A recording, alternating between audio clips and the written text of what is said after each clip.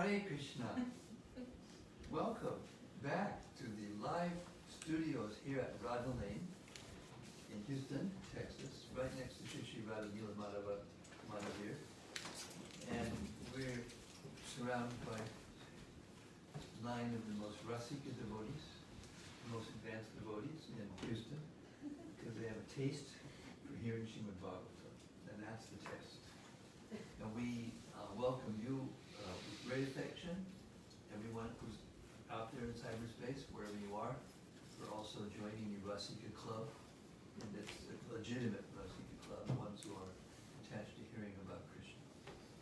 Okay, we're still in the prayers of Queen Kunti because she's a really deep devotee, and to read her prayers is to find out a lot about Krishna consciousness. Okay, but first let's hear Srila Sanatana Goswami's wonderful praise of the Srimad-Bhagavatam, called the Srimad-Bhagavatam Mahima Stotra.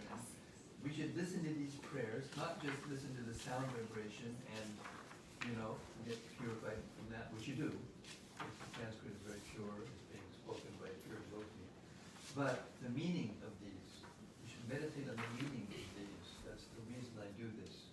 Meditate on the meaning and, what you're actually hearing, what it is, and what effect it has. And it goes like this. Sarva Shastra Dipiyusha Sarva Vedhaika Satpala Sarva Siddhanta Ratnaja Sarva Lokaika Drikprada. O nectar from the ocean of all scriptures, singular fruit of all the Vedas, rich mine of the precious gems of all conclusive truth, you are the only giver of sight to all the worlds. Srimad Bhagavata Prana, Srimad Bhagavata Prabhu, Kalidwandoditaditya, Shri Krishna Parivartita. O life air of all the Supreme Lord's devotees, O Master, Srimad Bhagavatam, you are the sun risen in the darkness of Kali. You are the exact image of Shri Krishna. Paramananda Pataya, Prema Varshak Shadayate, Sarvada Sarvasevyaya, Shri Krishnaya Namostume. I bow down to you, who are supremely blissful to read. Your every syllable pours down a flood of prema. You can always be served by everyone. You are Shri Krishna himself. Madeka Bando Matsangin Madguro Madmahadana Mandistadaka Madbhagya Madananda Namostate. My only friend, my constant companion, my spiritual master, my great wealth, my savior, my good fortune, my source of ecstasy, I bow down to you. Asadu sadhudadhayin adini chochatakara hanamunchagadachin mam premnarit kantayospuda. O bestower of saintliness to the unsaintly, O exalter of the most fallen, please never leave me. Always appear in my heart and my voice with pure love. Om Namo Bhagavate Vasudevaya. Om Namo Bhagavate Vasudevaya. Om Namo Bhagavate Vasudevaya. Om Namo Bhagavate Vasudevaya. Om Namo Bhagavate Vasudevaya. Om Namo Bhagavate Vasudevaya. Those Krishna's friends, a little red plastic thing. It's on my desk here, just into that one or two. All right. Canto 1, Chapter 8. We've reached text 36, which is, by the way, there's many of these verses that Queen Kunti spoke, which are some of the most famous verses in the Bhagavatam, and of Srila Prabhupada's favorite. If you look at the verses that he quoted the most, these verses are right up there. Text 36. Ashrinvanti Gayanti Grinatya Vikshnanaha Smaranti Nandanti Tavehitam Janaha Taeva Pashyan Chacharina Tavakam Baba Pravaho Paramam Panam Gujam. O Krishna, those who continuously hear, chant, and repeat your transcendental activities, or take pleasure in others doing so, so certainly see your lotus feet, which alone can stop the repetition of birth and death. I will read this again. This is such an important verse.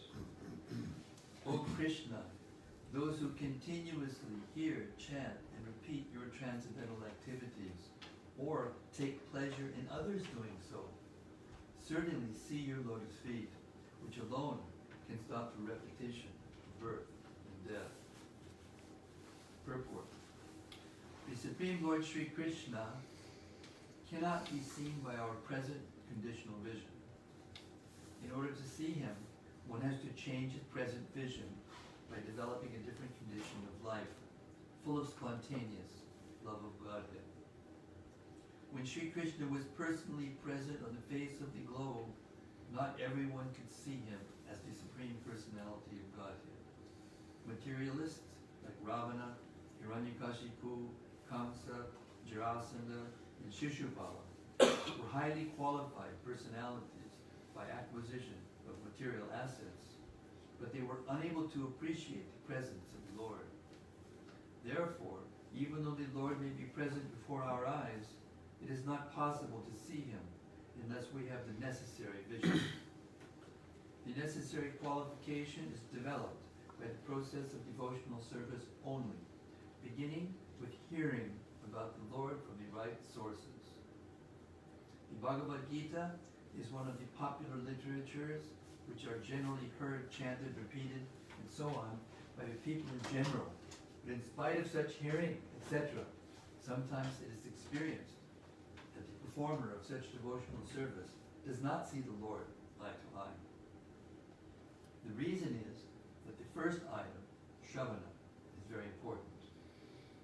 If hearing is from the right sources, it acts very quickly. Generally, people hear from unauthorized persons. Generally, people hear from unauthorized persons. Such unauthorized persons may be very learned by academic qualification, but because they do not follow the principles of devotional service, hearing from them becomes a sheer waste of time. Sometimes the texts are interpreted fashionably to suit their own purposes. Therefore, first one should select a competent and bona fide spiritual speaker, and then hear from him. Therefore, first one should select a competent and bona fide speaker, and then hear from him. When the hearing process is perfect and complete, the other processes become automatically perfect in their own way.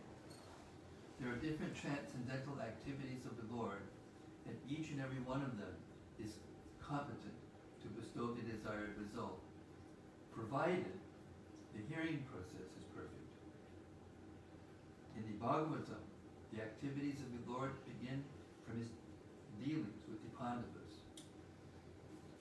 There are many other pastimes of the Lord in connection with his dealings with the Asuras and others.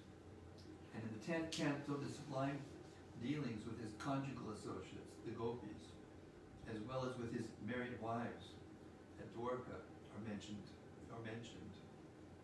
Since the Lord is absolute, there is no difference in the transcendental nature of each and every dealing of the Lord.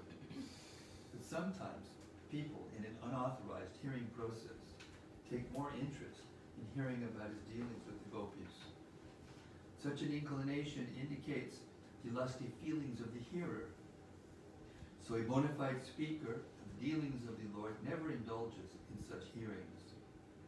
One must hear about the Lord from the very beginning, as in the Srimad-Bhagavatam or any other scriptures, and that will help the hearer attain perfection by progressive development.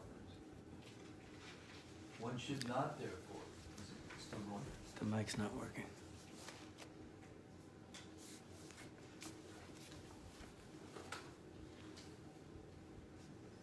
Excuse us, we have a little technical difficulty here. We're going to try to get the mic to work. Is that working? Let's see. Bharati mantra text. Oh, she texted, the mic's not working. Yeah. Okay, Rati, text us if it's working. Of course, how's she going to hear if it's not working? She's not going to be able to do. If we get a text. Well, this is the same setup, so this should work. Okay. Since I'm going to start the last paragraph again to bring us up to date, okay? There are different transcendental activities of the Lord, and each and every one of them is competent to bestow the desired result, providing the hearing process is perfect. In the Bhagavatam, the activities of the Lord begin from his dealings with the Pandavas. There are many other pastimes of the Lord in connection with his dealings with the Asuras and others. And in 10th canto, the sublime dealings with his conjugal associates, the gopis, as well as with his married wives at Dwarka, are mentioned. Since the Lord is absolute, there is no difference in the transcendental nature of each and every dealing of the Lord. But sometimes people in an unauthorized hearing process take more interest in hearing about his dealings with the gopis. Does that mean I should start over again because they couldn't hear before? I'm not asking you. I know what you're going to tell me. What? Somebody out there. It doesn't hurt to hear it twice. Yeah, because if it wasn't working, we're still on the same purport from the first verse, right? No, this is the second verse. Oh, this is No, it's the first one. First one. Okay, for all of you out in cyberspace, just because we love you, we're going to repeat the verse from the beginning because the microphone wasn't working properly. We're on Canto 1, Chapter 8, Teachings of Queen Kunti, Prayers of Queen Kunti, rather. And we're beginning with text 36. Shrinvanti Gayanti Grinantya Bhikshnashaha Smaranti Nandanti Tavehitam Janaha Taeva Pashyantya Chirena Tavakam Bhava Pravaho Padambujam. O Krishna, those who continuously hear, chant, and repeat your transcendental activities, or take pleasure in others doing so, certainly see your lotus feet, which alone can stop the repetition of birth and death. So now you see, when we go out and chant and have festivals and have people in, even the people along the side of the road who appreciate what's going on or even think it's cool, they get spiritual benefit. And actually they get the same spiritual benefit that we're getting. Purport: the Supreme Lord Shri Krishna cannot be seen by our present conditional vision. In order to see him, one has to change his present vision by developing a different condition of life full of spontaneous love of Godhead. When Sri Krishna was personally present on the face of the globe, not everyone could see him as the Supreme Personality of Godhead. Materialists like Ravana, Hiranyakashipu, Kamsa, Jarasandha, and Shishupala were highly qualified personalities by acquisition of material assets, but they were unable to appreciate the presence of the Lord. Therefore, even though the Lord may be present before our eyes, it is not possible to see him unless we have the necessary vision. This necessary qualification is developed by the process of devotional service only, beginning with hearing about the Lord from the right sources. The Bhagavad Gita is one of the popular literatures which are generally heard, chanted, repeated, and so on by people in general. But in spite of such hearing, etc., sometimes it is experienced that the performer of such devotional service does not see the Lord eye to eye. The reason is that the first item, Shravana, is very important. If hearing is done from the right sources, it acts very quickly. Generally, people hear from unauthorized persons, Such unauthorized persons may be very learned by academic qualifications, but because they do not follow the principles of devotional service, hearing from them becomes a sheer waste of time. Sometimes the texts are interpreted fashionably to suit their own purposes. Therefore, first one should select a competent and bona fide speaker, and then hear from him. When the hearing process is perfect and complete, the other processes become automatically perfect in their own way. There are different transcendental activities of the Lord, and each and every one of them is competent to bestow the desired result, providing the hearing process is perfect. In the Bhagavatam, the activities of the Lord begin from his dealings with the Pandavas.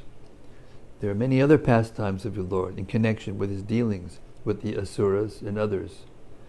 And in the 10th canto, the sublime dealings with his conjugal associates, the gopis, as well as with his married wives at Dwarka, are mentioned. Since the Lord is absolute, there is no difference in the transcendental nature of each and every dealing of the Lord.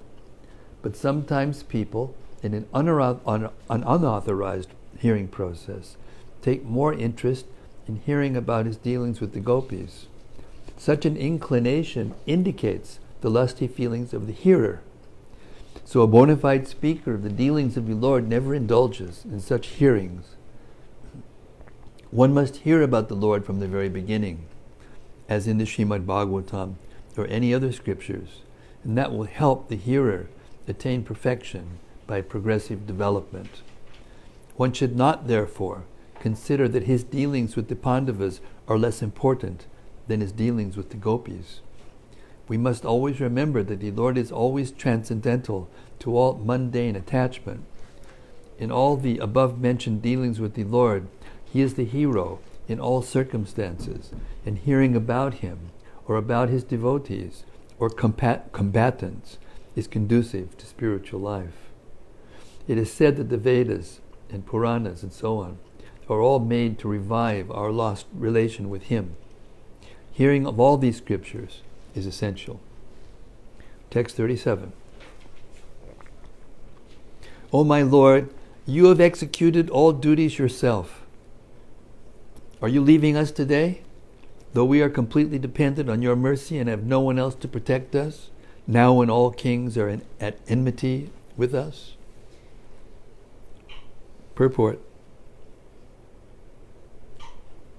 Pretty good.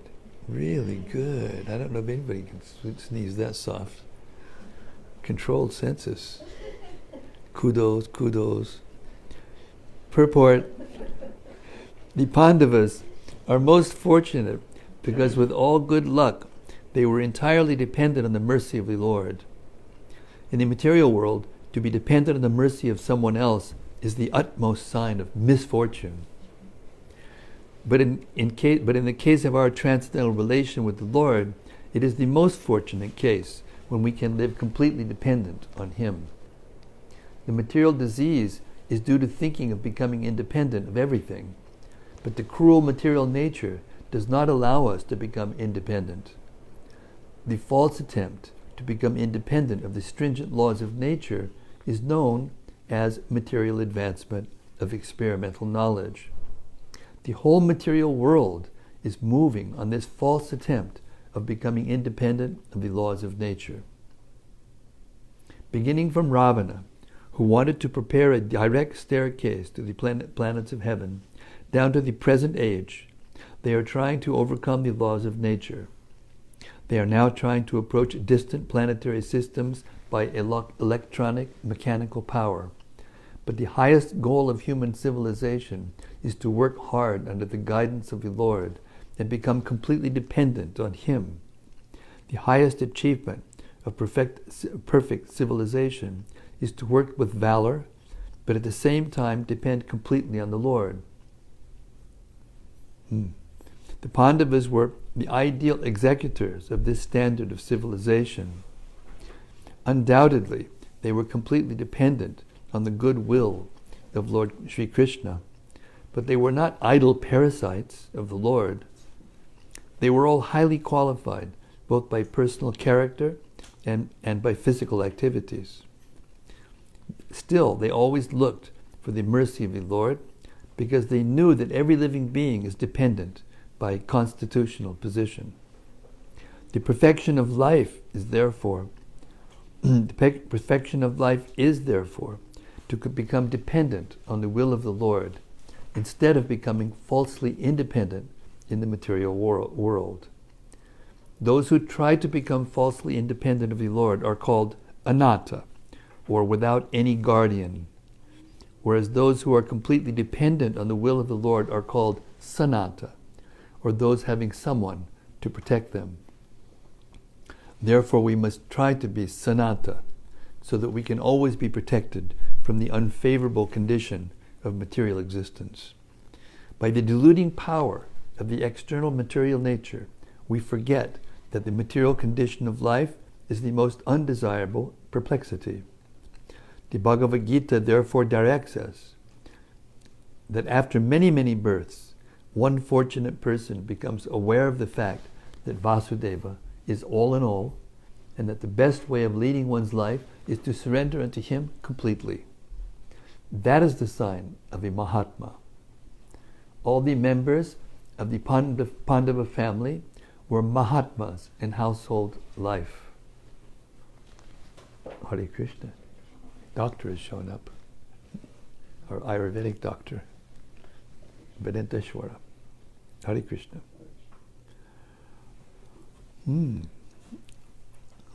The Bhagavad Gita therefore directs us, 7:19, that after many, many births, one fortunate person becomes aware of the fact that Vasudeva is all in all, and that the best way of leading one's life is to surrender unto him completely. That is the sign of a Mahatma. All the members of the Pandava family were Mahatmas in household life.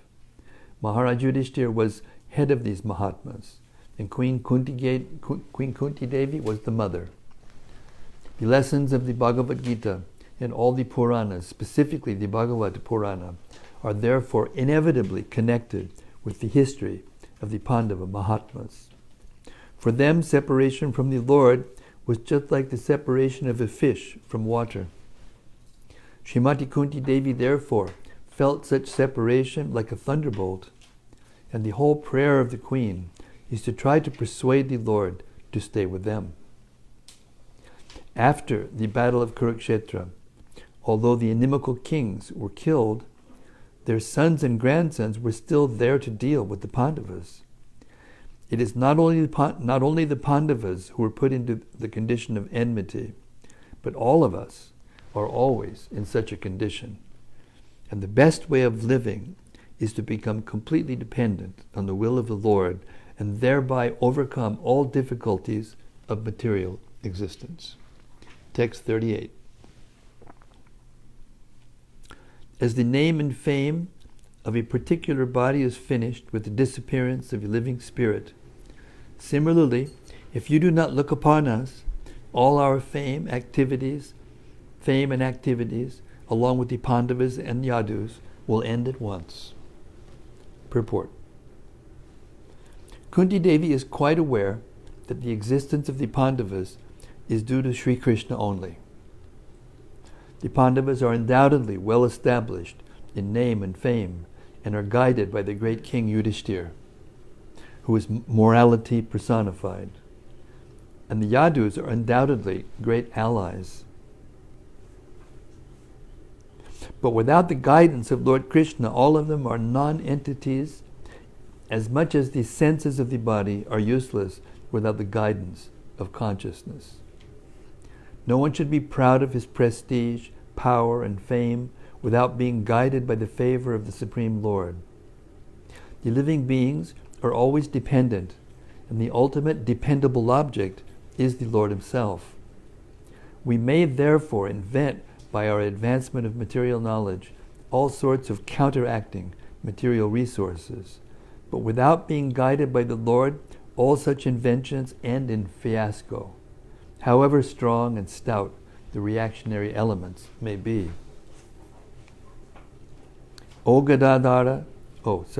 Text 39. O Gadadhara, Krishna, our kingdom is now being marked by the impressions of your feet, and therefore it appears beautiful. But when you leave, it will no longer be so. Purport. There are certain particular marks on the feet of the Lord which distinguish the Lord from others. The marks of a flag, thunderbolt, an instrument, to drive an elephant, umbrella, lotus, disc, and so on, are on the bottom of the Lord's feet. These marks are impressed upon the soft dust of the land where the Lord traverses. The land of Hastinapur was thus marked while Lord Sri Krishna was there with the Pandavas, and the kingdom of the Pandavas thus flourished by such auspicious signs. Kunti Devi pointed out these distinguished features and was afraid of ill luck in the absence of the Lord. Text 40. All these cities and villages are flourishing in all respects because the herbs and grains are in abundance. The trees are full of fruits, the rivers are flowing, the hills are full of minerals, and oceans full of wealth. And this is all due to your glancing over them. Purport. Human prosperity flourishes by natural gifts and not by gigantic industrial enterprises. The gigantic industrial enterprises are products of a godless civilization, and they cause the destruction of the noble aims of human life. The more we go on increasing such troublesome industries to squeeze out the vital energy of the human being, the more there will be unrest and dissatisfaction of the people in general. Although a few only can live lavishly by exploitation. Isn't this amazing? This was written in 1960 something, and it shows that it's the same cycle. And as the resources get filtered up, or what trickle up to fewer and fewer people, and now there's like 8 people in this country that are, actually have possession of a great percentage of the wealth of the whole country. It's exactly what it's saying here is happening. The more we go on increasing such troublesome industries to squeeze out the vital energy of the human being, the more there will be unrest and dissatisfaction of the people in general, although a few only can live lavishly by exploitation. The natural gifts, such as grains and vegetables, fruits, rivers and hills of jewels and minerals, and the seas full of pearls, are supplied by the order of the Supreme. And as he desires, material nature produces them in abundance or restricts them at times. The natural law is that the human being may take advantage of these godly gifts by nature and satisfactorily flourish on them without being captivated by the exploitative motive of lording it over material nature. The more we attempt to exploit material nature according to our whims of enjoyment, the more we shall become entrapped by the reaction of such exploitative attempts. If we have sufficient grains, fruits, vegetables, and herbs, then what is the necessity of running a slaughterhouse and killing poor animals? A man need not kill an animal if he has sufficient grains and vegetables to eat. The flow of river waters fertilizes the fields, and there is more than what we need. Minerals are produced in the hills and the jewels in the ocean. If the human civilization has sufficient grains, minerals, jewels, water, milk, and so on, then why should it hanker after terrible industrial enterprises at the cost of the labor of some unfortunate men? But all these natural gifts are dependent on the mercy of the Lord. What we need, therefore, is to be obedient to the laws of the Lord and achieve the perfection of human life by devotional service. The indications by Kunti Devi are just to the point. She desires that God's mercy be bestowed upon them so that natural prosperity be maintained by His grace. Text 41. O Lord of the universe, soul of the universe. I just got cut off from that.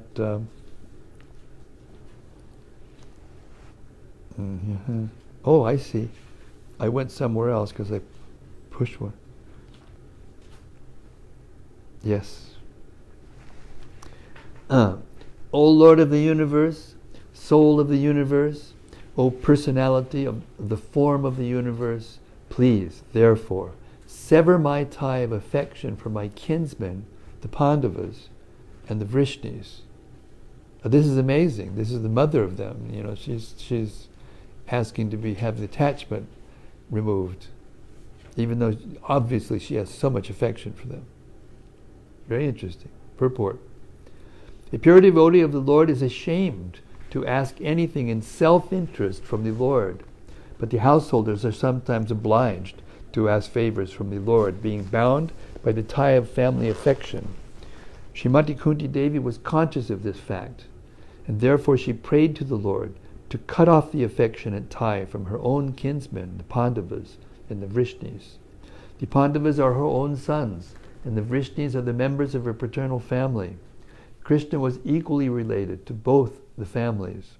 Both the families required the Lord's help because both were dependent devotees of the Lord. Srimati Kunti Devi wished Sri Krishna to remain with her sons, the Pandavas, but by his doing so, her paternal house would be bereft of the benefit. All these partialities troubled the mind of Kunti, and therefore she desired to cut off the affectionate tie. A pure devotee cuts off the limited ties of affection for his family and widens his activities of devotional service for all forgotten souls. The typical example is the band of 6 Goswamis who followed the path of Lord Chaitanya. All of them belong to the most enlightened and cultured, rich families of the higher castes, but for the benefit of the mass of population, they left their comfortable homes and became mendicants. To cut off all family affection means to broaden the field of activities. Without doing this, no one can be qualified as a brahmana, a king, a public leader, or a devotee of the Lord. The personality of Godhead as an ideal king showed this by example. Sri Ramachandra cut off the tie of affection for his beloved wife to manifest the qualities of an ideal king. Such personalities as a brahmana, a devotee, a king, or a public leader must be very broad-minded in discharging their respective duties. Memo to you-know-who. Srimati Kunti Devi was conscious of this fact, and being weak, she prayed to be free from such bondage of family affection. The Lord is addressed as the Lord of the universe, or the Lord of the universal mind, indicating his all-powerful ability to cut the hard knot of family affection. Therefore, it is sometimes experienced that the Lord, out of his special affinity toward a weak devotee, breaks the family affection by force of circumstances arranged by his all-powerful energy. By doing so, he causes the devotee to become completely dependent on him, and thus clears the path for his going back to Godhead. One time Prabhupada was giving a lecture, and somehow or other the subject of the purport or whatever was reminding him, and he said, and he looked out at all of us and he said, I had 5, 6, 7 family members and now I've got hundreds. What is the loss? Text 42. O Lord of Madhu, as the Ganges forever flows to the sea without hindrance, let my attraction be constantly drawn unto you, without being diverted to anyone else. Purport. Perfection of pure devotional service is attained when all attention is diverted towards the transcendental loving service of the Lord. To cut off the tie of all other affections does not mean complete negation of the finer elements, like affection for someone else. This is not possible. A living being, whoever he may be, must have this feeling of affection for others because this is a symptom of life. The symptoms of life, such as desire, anger, hankerings, feelings of attraction, and so on, cannot be annihilated. Only the objective has to be changed. Desire cannot be negated, but in devotional service, the desire is changed only for the service of the Lord in place of desire for sense gratification. The so-called affection for family, society, country, etc. consists of different phases of sense gratification.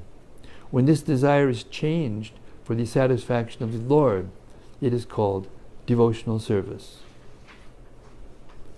In the Bhagavad Gita, we can see that it was just to satisfy his own personal desires that Arjuna refused to fight with his brothers and relations. But when he heard the message of the Lord, Srimad-Bhagavad Gita, he changed his decision and served the Lord. And for his doing so, he became a famous devotee of the Lord. For it is declared in all the scriptures that Arjuna attained spiritual perfection by devotional service to the Lord in friendship. The fighting was there, the friendship was there, Arjuna was there, and Krishna was there, but Arjuna became a different person by devotional service. I'm going to repeat that again, it's so beautiful.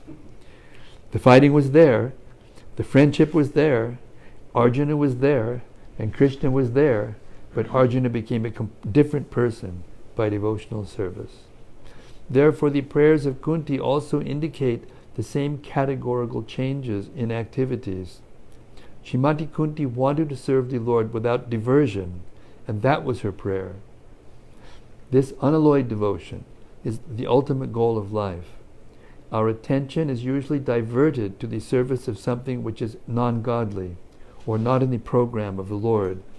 When the program is changed into the service of the Lord, that is to say, when the senses are purified in relation with the service of the Lord, it is called pure unalloyed devotional service. Srimati Kunti Devi wanted that perfection and prayed for it from the Lord. Her affection for the Pandavas and the Vrishnis is not out of the range of devotional service, because the service of the Lord and the service of the devotees are identical. Sometimes service to the devotee is more valuable than service to the Lord. But here, the affection of Kunti Devi for the Pandavas and the Vrishnis was due to family relation. This tie of affection, in terms of material relation, is the relation of Maya. Because the relations of the body or the mind are due to the influence of the external energy. Relations of the soul, established in relation with the Supreme Lord, are factual relations. When Kunti Devi wanted to cut off the family relation, she meant to cut off the relation of the skin. The skin relation is the cause of material bondage, but the relation of the soul is the cause of freedom. This relation of the soul to the soul can be established by the via medium of the relation with the supersoul. Seeing in the darkness is not seeing, but seeing by the light of the sun means to see the sun and everything else which was unseen in the darkness. That is the way of devotional service. How poetic is that? Oh yeah, Srila Prabhupada ki jai. I mean, he makes it so clear, anyone can understand. He's not speaking in high, language with different vocabulary, different complexity of, sentence structure just to impress someone. Pure, unadulterated compassion. Pure knowledge. Text 43.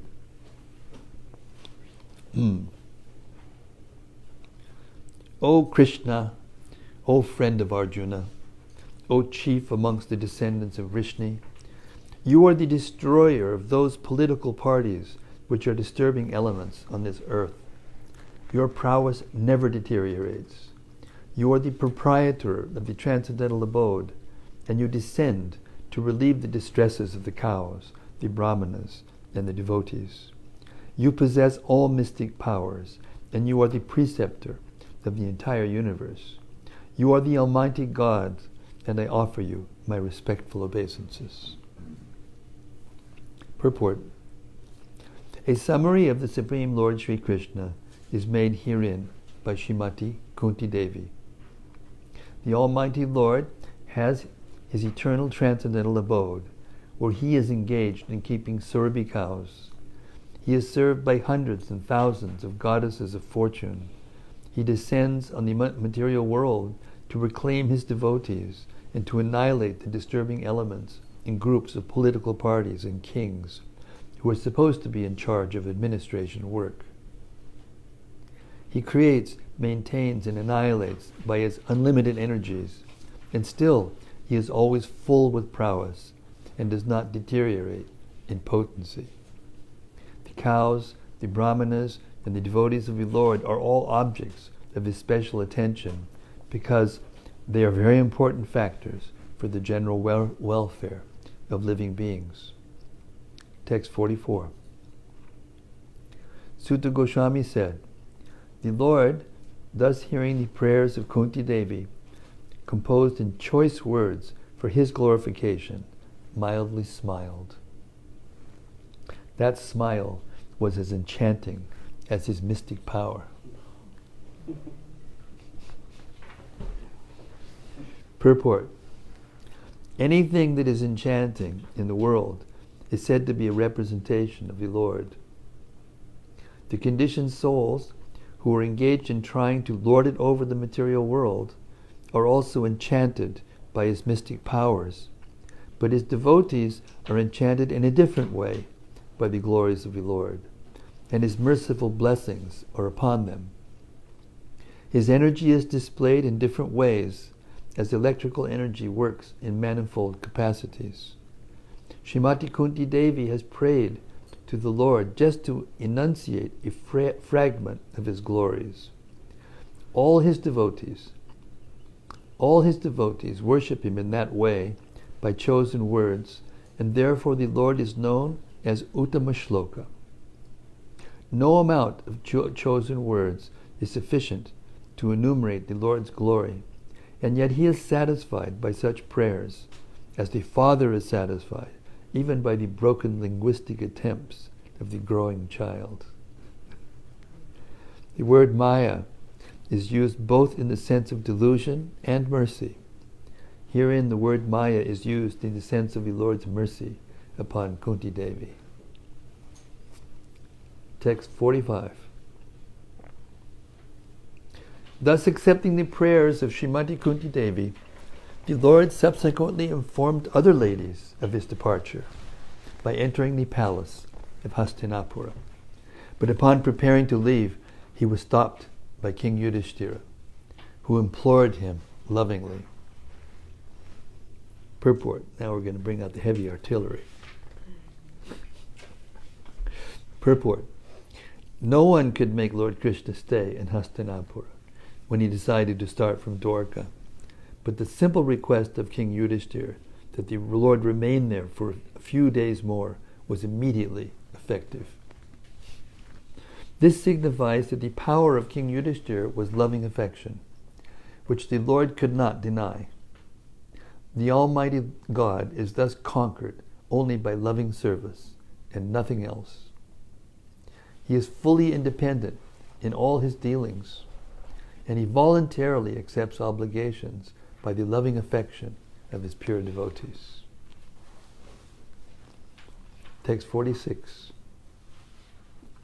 King Yudhishthira, who was much aggrieved, could not be convinced, despite instructions by great sages headed by Vyasa and the Lord Krishna himself, the performer of superhuman feats, and despite all historical evidence.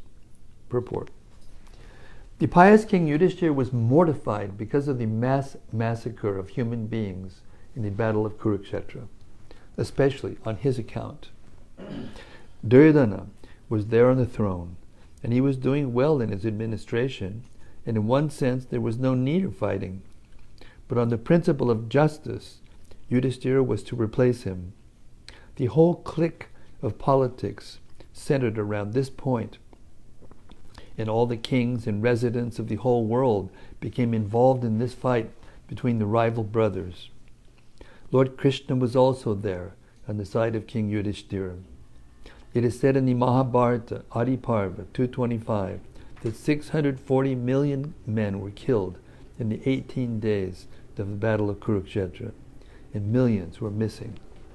Practically, this was the greatest battle in the world within 5,000 years. This mass killing, simply to enthrone Maharaj Yudhishthira, was too mortifying. So he tried to be convinced with evidences from histories by great sages like Vyasa and the Lord himself, that the fight was just because the cause was just.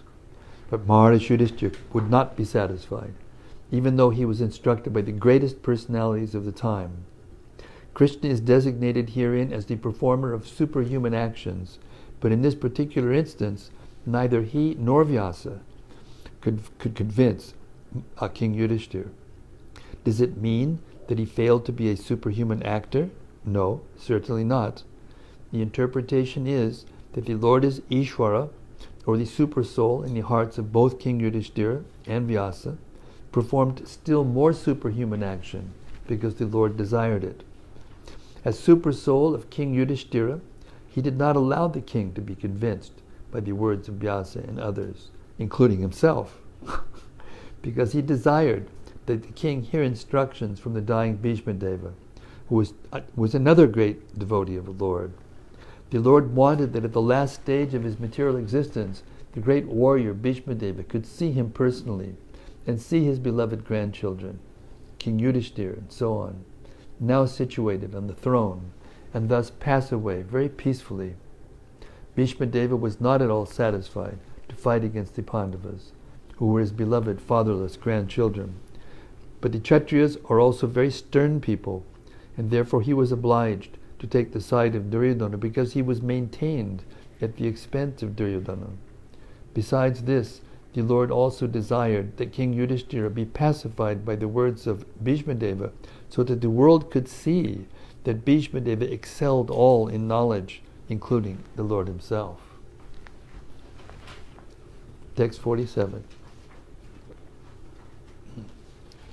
King Yudhishthira, son of Dharma, overwhelmed by the death of his friends, was aggrieved just like a common materialistic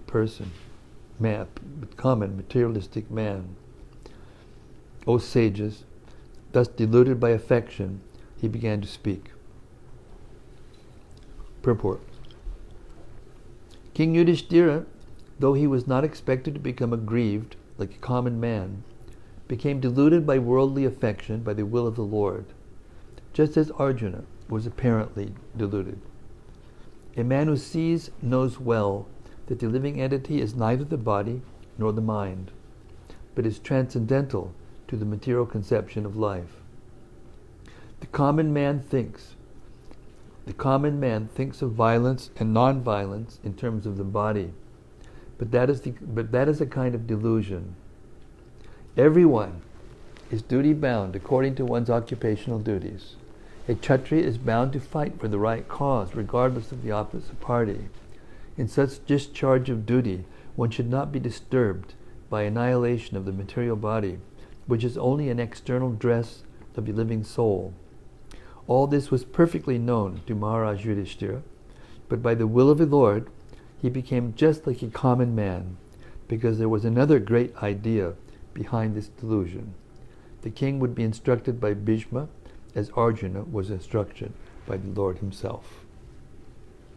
By the way, in the Mahabharata, that instruction is 300 chapters long. 300 chapters.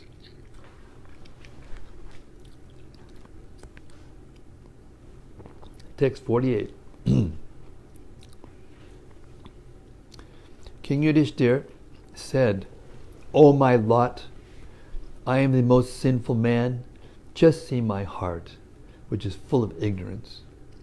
This body, which is ultimately meant for others, has killed many, many phalanxes of men." Purport.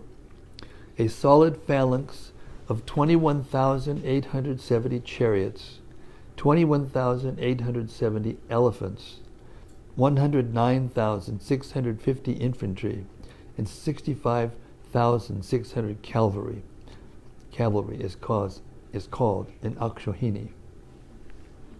And many Akshohinis were killed on the battlefield of Kurukshetra. Maharaj Yudhishthira as the most pious king of the world, takes for himself the responsibility for killing such a huge number of living beings, because the battle was fought to reinstate him on the throne. This body is, after all, meant for others. While there is life in the body, it is meant for the service of others. And when it is dead, it is meant to be eaten by dogs and jackals or maggots. He is sorry because for such a temporary body, such a huge massacre was committed. Text 49. I have killed many boys, brahmanas, well-wishers, friends, parents, preceptors, and brothers. I will not be relieved from the hell that awaits me for all these sins, though I live there for millions of years. Purport. Whenever there is a war, there is certainly a massacre of many innocent living beings, such as boys, brahmanas, and women, whose killing is considered to be the greatest of sins. They are all innocent creatures, and in all circumstances, killing of them is forbidden in the scriptures. Maharaj Yudhishthir was aware of these mass killings. Similarly, there were friends, parents, and preceptors also on both sides, and all of them were killed. It was simply horrible for him to think of such killing, and therefore he was thinking of residing in hell for millions and billions of years. Text 50.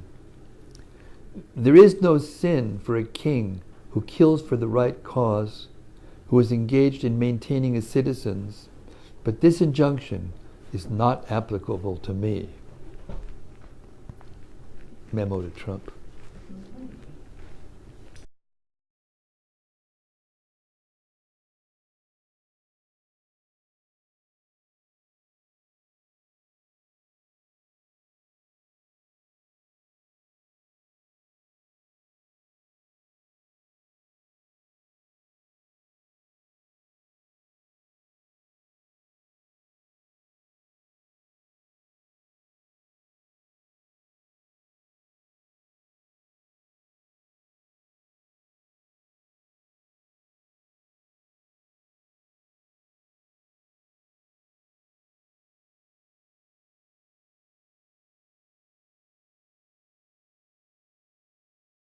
Possible to undo it by material welfare work.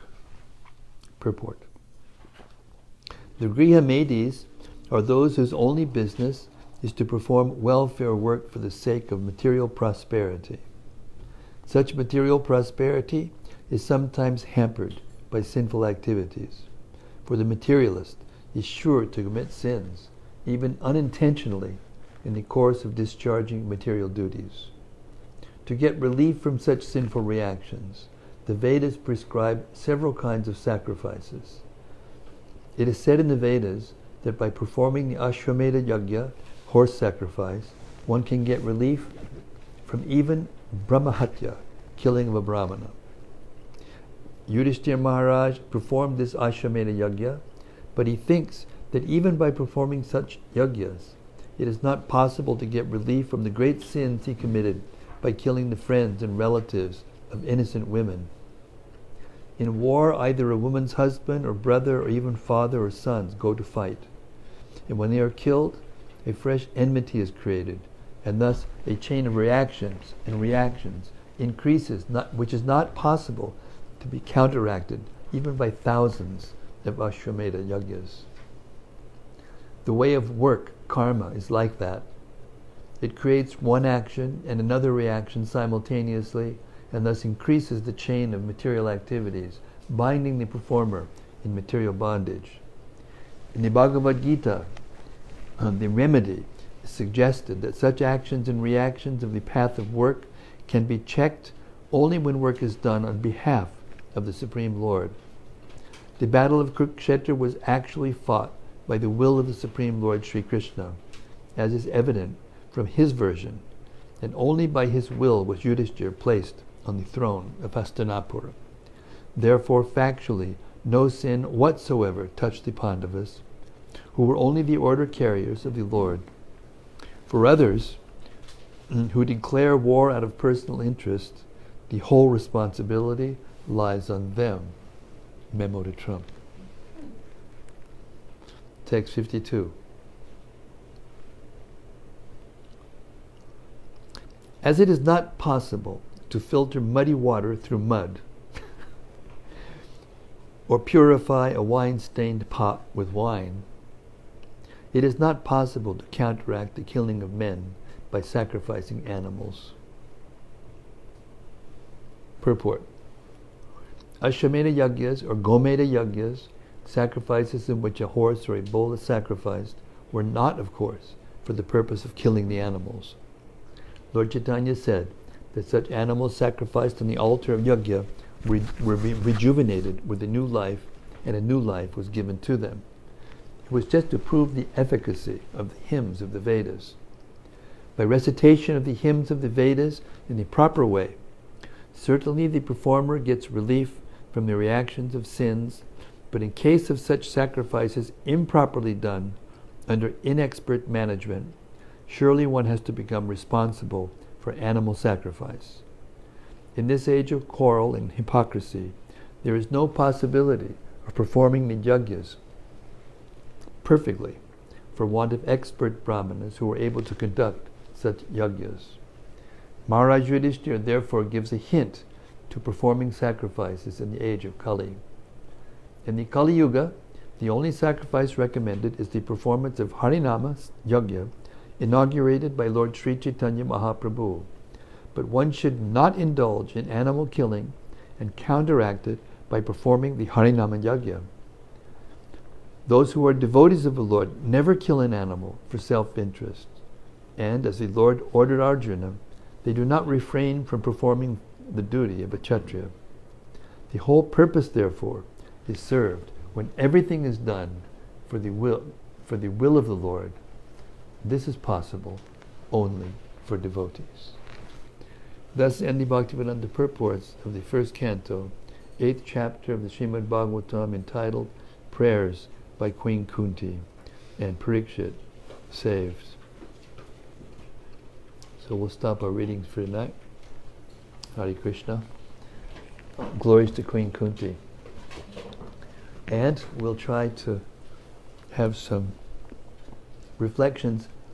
We had these splitter and the other microphone, but it doesn't seem to be working. Maybe it was, anyway, we'll try to find out what the reason is. But I was also informed, we were all informed by Hannah, that when she was listening, when she was visiting her mother and she was listening, she could hear the questions fairly well in the reflections. So it may not be a disaster after all. Yes, Hannah. In text 46, it says, Speak up now.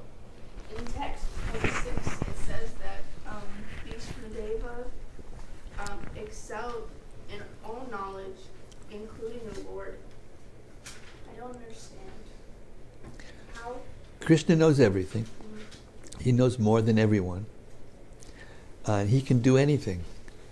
And sometimes he wants his devotee to appear to know more than him, especially when he's here on the earth performing his earthly pastimes and acting like a human being. He's the supremely renounced. He's the supremely beautiful, the supremely rich, the supremely powerful, the supremely famous, the supremely wise, and the supremely renounced. So sometimes he likes to renounce the position of knowing everything and let his devotee know more than him. So in that pastime, he discharged, that position and like Vishmadeva. When he does one thing, he does a lot of things all at once. It's not that just one thing he does. He does so many things at once. So yeah, he wanted the world to know of Bhishma's authority, and therefore he is one of the 12 Mahajans in the Bhagavatam, the 12 Mahajans, the 12 authorities that are accepted by everybody, by every true Vaishnava. as the knower of the Vedas, the knower of the knowledge. And because Bhishma was in this awkward position, wasn't he? You know, he was fighting on the side of Duryodhana, fighting against Krishna. Right? He even caused Krishna once to break his own word not to take up a weapon in the battle by fighting so fiercely that there was only one person who could stop him, and that was Krishna, so he did. But then, when Krishna picked up that chariot wheel and was going at Bhishma dropped his weapons, put his hands in everything. Finally, okay, go ahead.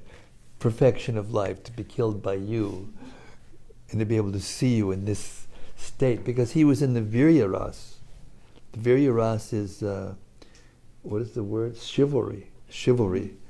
The warriors and leaders and, men who were like, and even some ladies, Kshatriya ladies were also like that. Virya Ras, they were so heroic and so powerful. Draupadi, when she was trying to be made naked by these Kuru warriors, and this is the real reason they got it, because they insulted a great woman, Kshatriya, queen. And she looked in the eye of Bhishma, because he was standing there, he didn't say anything. And he had to put his his eyes on the ground. He couldn't look her in the face. He couldn't look at her. So in this way, he had to pay, but at the same time, as it said in the purports we just read, he was actually so affectionate to the Pandavas. So it's like this.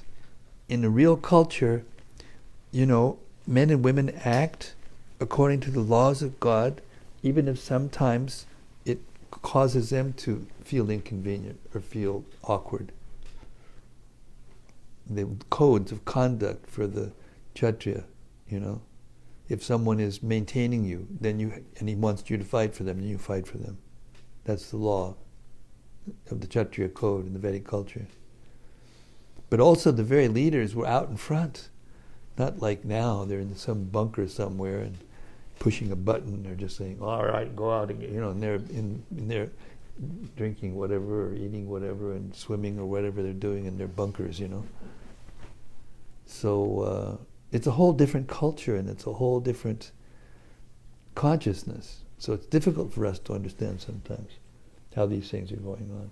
To establish, because that's what Krishna says, didn't it, in the Gita? I come to save the devotees and to kill the demons and to reestablish the principles of religion. So he was doing all of that at the same time. But he really doesn't have to do it personally.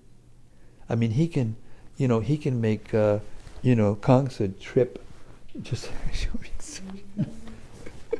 trip somewhere and break his neck and be finished. He didn't need a whole, war to do that. He could do anything.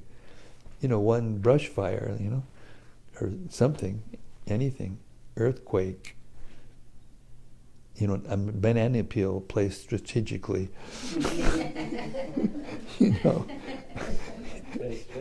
Yeah, he can do that. He can do anything, but he does things in such a way so that everyone can get the right idea and the principles are dealt with so that everyone can get, oh yeah, this is the law of the land, the law of the Lord, the law of nature, And that's what these books are so valuable, because they're teaching us how to live and how to think, how to feel, how to will, according to the position we're in. And if we surrender to that, whatever the position we've been given, this body we've been given, and we act according to the laws of nature, then we feel comfortable. People around us feel comfortable. This is what it means, Krishna says in the beginning of the Gita, Yoga Yukto Vishuddhatma. I've recited this quite a number of times since we've been reading here. Yoga Yukto Vishuddhatma. That means if you do your duty that's prescribed for you purely, Yoga Yukta Vishuddhatma. Vishuddhatma means with a clean heart, with a pure heart, not with material motives. Vijitatma Jitendriya, and you control your senses. Then Sarva Bhutatma Buddhatma, you become dear to everyone, and everyone becomes dear to you. You see? Kurvanapi nalipyate. Then your activities don't cause reactions and you don't become entangled by further and further more degraded activities. Haribol, you going? Yes, Maharaj. Okay, we'll see you. Thank you for Be out of town for a few days. Thank you for coming. Well, we'll see you when you come back. Okay. Hare Krishna, Haribol. Thank you. I have one last Hannah's got another request or question. reflection. Reflection, sorry. You said, and this is very true, you said these books teach us how to act, how to live. Think, feel, and will, and act. I've noticed that these books do that. But whenever we chant the mantra, the same effect is there. Yes. Like I was reading, and I forgot which passage in specific, mostly all of them, but whenever I read, whenever we all read, it says certain things, and I see those things whenever, like, in my life, pertaining to, my circumstances, because they're all the same. It's just different players, different, Exactly, yeah. exactly. But the mantra does it. The book does it.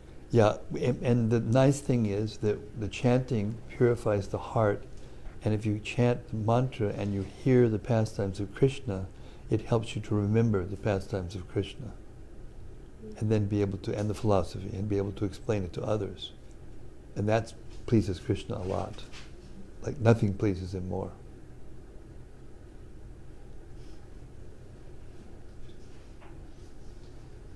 Watch this text. Vedant Ishwara is going to speak. Text 41. Text 41. It says, a pure devotee of Lord is ashamed to ask anything in self-interest from the Lord, but the householders are sometimes obliged to ask favors from the Lord. Yeah. And I also heard, like, at two different occasions, at one place Prabhupada said that you can ask favors from the Lord and also pray that if you desire so, Yes. let it be fulfilled. Yes. And at another occasion, at another place, Prabhupada says that, we need not ask anything from the Lord. Yes. So, as a Grahasthas, how do we understand that? Because, You should understand that it's not pure yet, yeah, but it is pious and it's good and it's going in the right direction, and that Krishna will then reciprocate with you in a way that will fulfill your desires and at the same time not cause you to want more desire.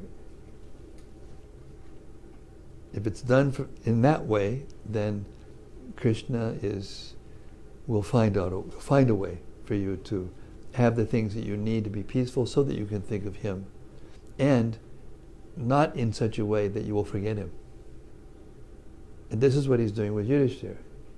Because Yudhishthira, he's gonna have opulence like nobody in the earth has ever had before. And that he doesn't want to forget him, and that's the real motive behind this doubt.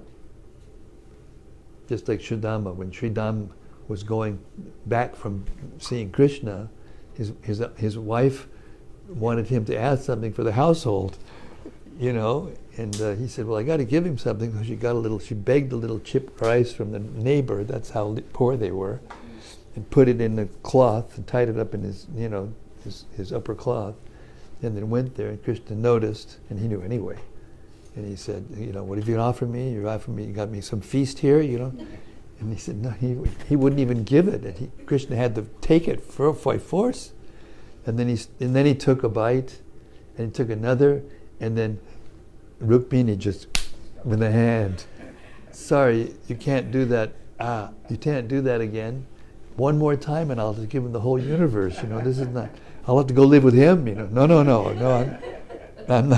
I'm not going to go for this. So enough is enough.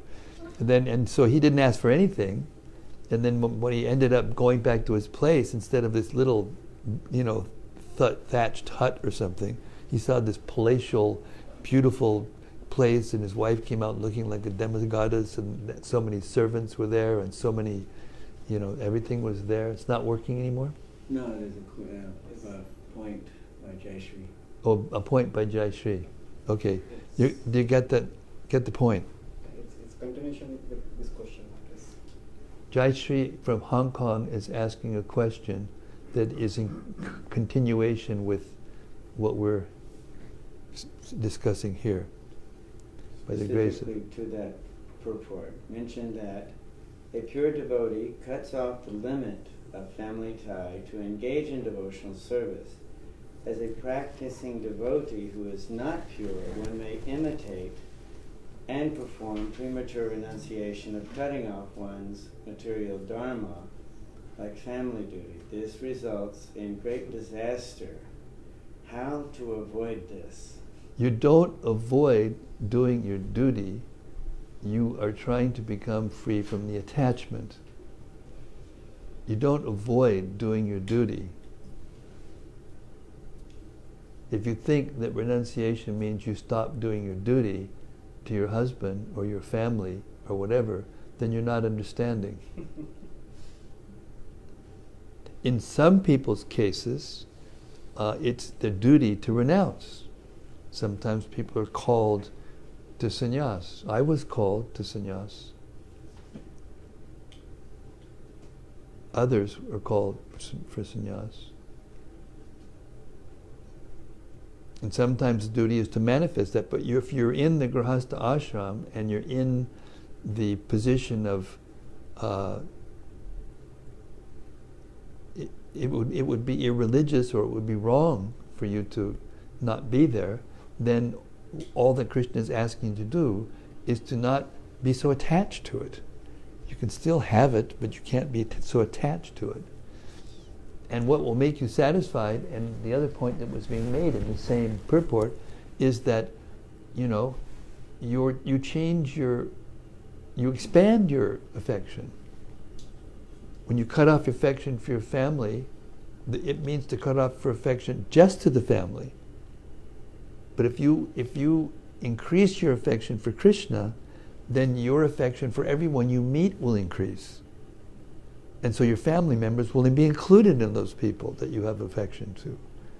But you don't just have affection for them and nobody else, and therefore the heart becomes kripana. It becomes, restricted by a limitation of persons that you can have affection for. Is that clear?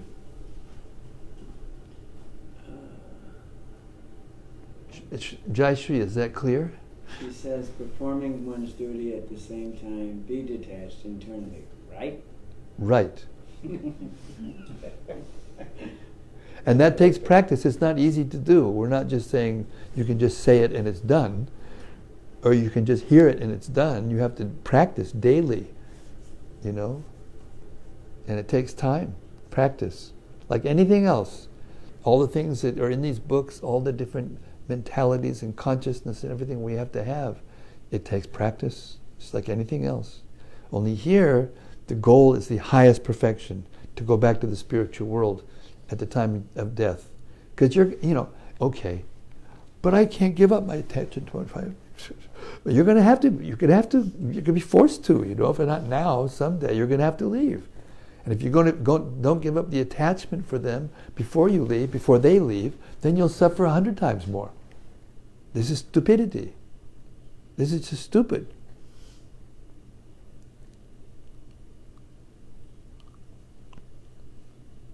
Yes, Krishna Kripa. Just therefore, as Prabhupada said, we have to perfect the hearing, and everything else falls in place. Yes. The perfection is to hear from the right source, and from the other side, we have to be in the right consciousness. I wanted to make a point from that. Hannah wants to make a point from that. I wrote down this quote. Well, not quote, but this sentence.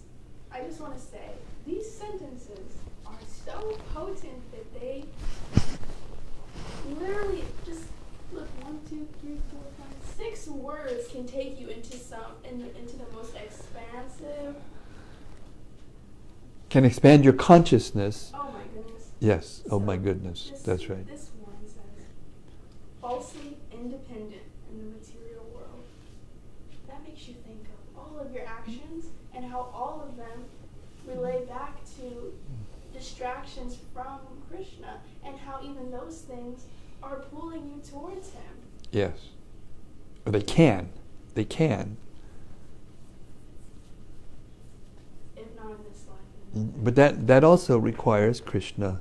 See, what we're trying to do is we're trying to convince Krishna that we love him. That's what we're trying to do. That's the essence of devotional service. We're trying to convince Krishna that we love him fully. And then everything else, even things that we are attached to and wanted, even in the future, even that we don't know we want, they'll all be fulfilled by Krishna. Dhruva Maharaj, he wanted to get a kingdom greater than his grandfather, which meant the whole universe. Because he was right next to, it was Swayambhu Manu and then Brahma, Swayambhu Manu, and then Uttam and Priyavrata, and he was the son of Uttanapad. So he was right next to his grandfather was Brahma. So he wanted a kingdom greater than his father and his grandfather, which means he had to have the whole universe. That's how desirous he was. That was his big desire, and he went to the forest and did austerities. He was only 5 years old, so there was some innocence about it also, but he was pure Kshatriya. This is the thing. In the beginning, it was pure. All the Brahmanas were completely pure, and the Kshatriyas were completely pure passion. And at the end, when he saw Krishna face to face, all of those desires just went out the window, and he didn't want anything. Please don't give me anything. He said, okay, you can rule the universe for 36,000 years. You will never have any problem. You can enjoy fully, and at the end, you can come back to me. He didn't want it, but he had desired it, and he was Krishna's pure devotee, so he got it. But in a way that was pleasing to Krishna, and in a way that allowed him to go back to Godhead. So it's not, it's not like a stereotyped one size fits all kind of philosophy. Some people will need more.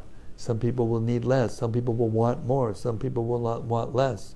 But if they become pure in their desire to be with Krishna and to love Krishna, then their desires will be fulfilled in such a way as their love for Krishna will increase. So you can't judge if a person's a mendicant or a sannyasi or a king or whatever. You can't judge by the position or the amount of opulence or the lack of it. You judge by the quality of the consciousness, how much love there is in the heart for Krishna, and how is that demonstrated? By the love that they express to everyone else.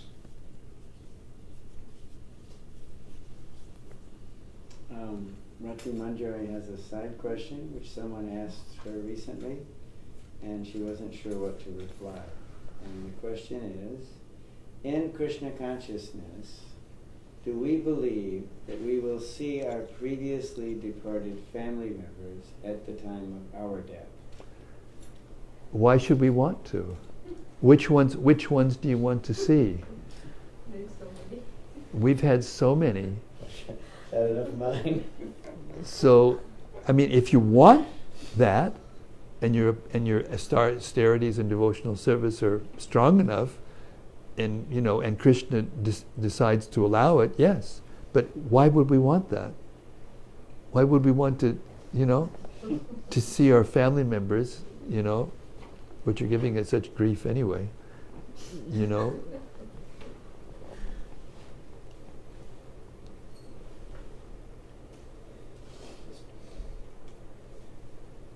When it comes to Queen Kunti, she being a pure devotee, the kind of prayer she renders to Lord is difficult for us as a practitioner or practicing devotee to ask for those kind of prayers in depth.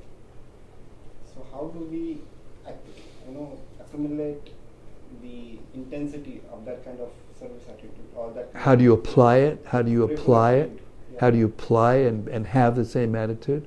Well, you can't have the same attitude. She's the aunt of Krishna. In order to be the auntie of Krishna, you have to be a pretty special person. You have to be an eternal associate of Krishna. So you always have to remember that these are pastimes of Krishna, and these are eternal associates of Krishna. that are, instructing us and instructing the world by how they're, acting and how they're feeling and willing and everything. So we have to follow in the footsteps of these persons, and how we do that is to follow their instructions, not try to be like them, in the external sense. We have to follow their instructions, follow in their footsteps, not imitate. If we try to imitate, it'll be embarrassing. We'll just be embarrassed to try to imitate these great souls. But what she's saying, that we have to imbibe and try to imbibe according to our capacity. And Krishna is satisfied with that.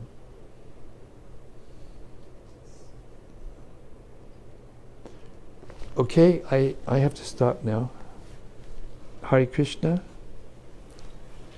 Thank you, everyone, for that lovely. I think that was probably the best reflection night we've had so far. Thanks to Hannah G. Thanks to Rati Manjari and Jai Shri and our Vedant Ishwara, our Ayurvedic physician.